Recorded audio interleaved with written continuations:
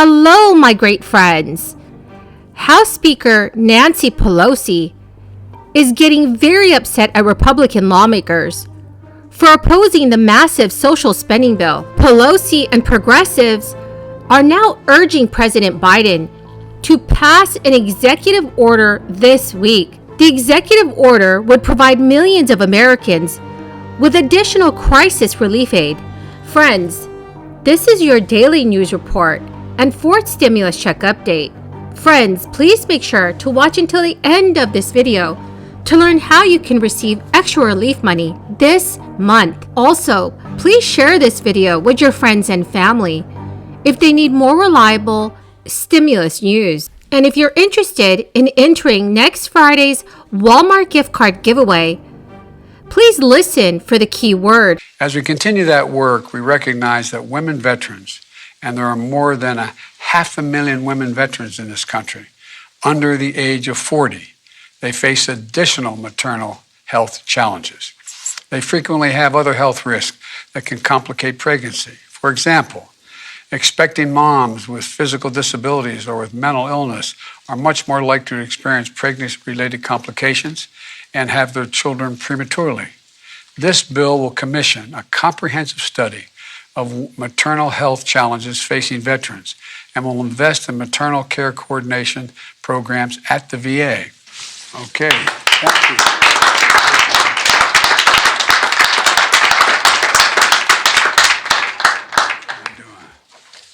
President Biden and House Speaker Nancy Pelosi both pushed back this week on assessments that spending by Democrats was causing the country's skyrocketing inflation. During a Democratic conference, President Biden said, "I'm sick of this stuff. The American people think the reason for inflation is the government spending more money. Simply not true." Nancy Pelosi, in a separate news conference, stated, "When we're having this discussion, it is important to dispel some of those who say, well, it's a government spending. No, it is not. The government spending is doing the exact reverse, reducing the national debt. It is not inflationary."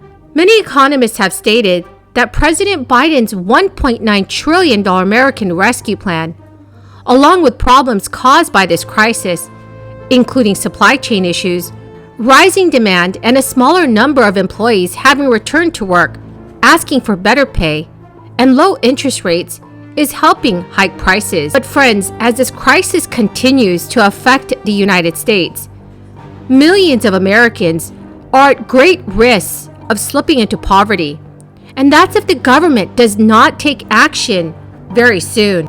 Many top Democrats are now pleading for President Biden to act alone on some of the party's core legislative priorities, viewing executive action as their best hope of delivering on their promises.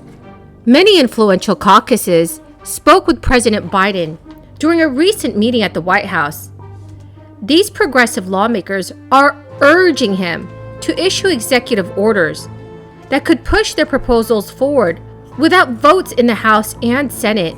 The pleas come at a desperate moment for House Democrats, who are now heading into a difficult midterm election season, where the loss of only a handful of seats will end their majority. So President Biden's low poll numbers are also adding to the steep headwinds that Democrats are facing this year. But during a press conference, Democratic Representative Pramila Jayapal told reporters, "I don't want anyone to think that what we believe that executive action is better than legislation. But certainly there are a lot of areas where if we don't get legislation, the administration can take action to help move us more quickly towards the goals that we're working on." Representatives Jayapal and Ruiz told reporters this week that their caucuses will be releasing a list next week of their own priorities for executive action. There are considerable limits to what a president can accomplish through executive action, which is why it is often the option of last resort. Many of the Democrats agreed that President Biden might be their only chance in the next 10 months to make good on the promises made to Democratic voters. Even House Speaker Nancy Pelosi said to reporters, "It is very important for the executive to act if we cannot get legislative action immediately." So, my friends, do you think that President Biden should take executive action? Please leave your thoughts in the comment section below. Friends, the keyword for this video is Arizona. If you would like to enter next Friday's Walmart gift card giveaway, please click and like my videos. Comment below this keyword and additional keywords from any video of mine that you watch. And please do make sure that you are also subscribed to my channel. Thank you so much, friends. Currently, the United States is still trying to recover from this crisis. New filings for unemployment benefits rose by 11,000 to 227,000 in early March, largely because of unusually big increases in New York and California. Yet businesses are trying to avoid layoffs as they confront an extremely tight labor market and fill a record number of open positions. Initial jobless claims rose from 216,000 in the prior week, and this is according to the Labor Department. Jobless claims still appear on track to fall near 200,000 once again in the near future. They briefly fell to a 52-year low of 188,000 at the end of last year. Has recently warned that there could be another year of high inflation amid the uncertainty across the globe. Prices for everything have soared at their fastest pace in 40 years, just over the last 12 months. Janet Yellen said in an interview with CNBC News, "We are likely to see another year in which 12-month inflation numbers remain very uncomfortably high."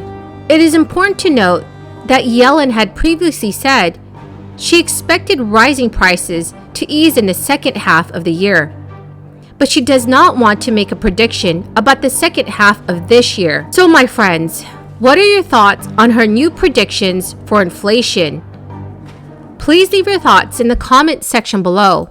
Well, my wonderful friends, that is the end of my daily stimulus update video. Thank you very much for joining me here today. I greatly appreciate all of you who are watching my videos daily. The three winners of yesterday's $75 Walmart gift card giveaway are Linda Davenport, James Bell, and Katrina Britty.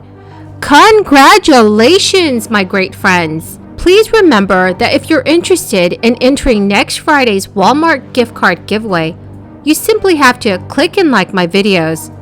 Comment below each keyword from each video that you watch, and please do make sure that you are also subscribed to my channel.